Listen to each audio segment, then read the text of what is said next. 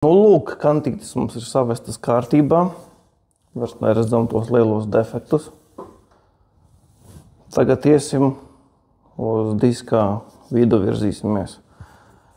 Noņemsim arī šeit laku. Un tur, kur ir oksidējies, tur mēs salabosim. Tur ir izēsti punktiņi. 100%, tā vienmēr ir. Iesim mēs tālāk arī ar šito pašu disku kaut kur līdz šejienēm. Tas ir šeit. Un tālāk jau pārvāksimies uz galdu un turpināsim ar šiem diviem. Ar mazāko tādu vidēju un pašu mazāko, lai tiktu te pašā centrā iekšā.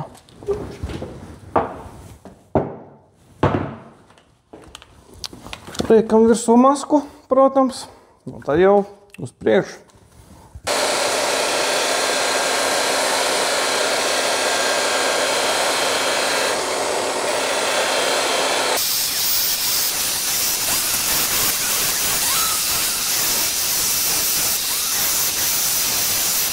Kantītes un lielākā daļa plaknes mums ir salabota.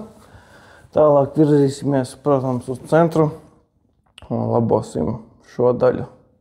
Nu, pārceļamies uz galdu un turpināsim iesākto darbu.